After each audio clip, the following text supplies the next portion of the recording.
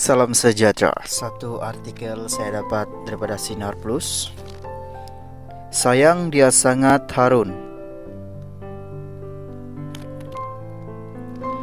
Harun Hashim 2 tahun berpuasa seorang diri, setiap hari melawat kubur istri. Ramadan kali ini merupakan tahun kedua buat pelakon Harun Hashim berpuasa tanpa insan tersayang di sisi selepas pemergian istri yang amat dicintainya. Rindu tak berpengunjung, kesetiaan Harun buat Alihrama Sakinah Ganzali yang pergi selamanya pada 2024 akibat kanser payudara jelas masih utuh terpahat di hati. Malah setiap hari pelakon berusia 70 tahun yang kini tinggal bersendirian di Bukit Hijau, Jeram,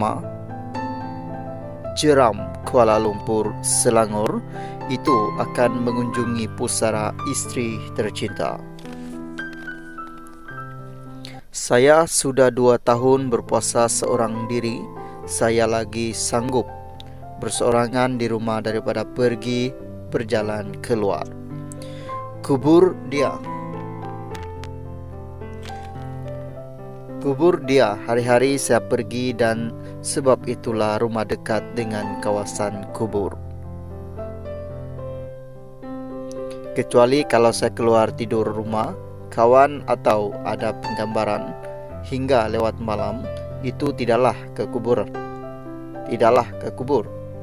Orang nak kata apa-apa, katalah, tapi saya sayang dia sangat-sangat, katanya. Pemergian Sakinah terus dikenang Harun. Setiap perjalanan ditempuhi bersama-sama memandu ke lokasi antara perkara yang menggamit rindu Harun kepada arwah.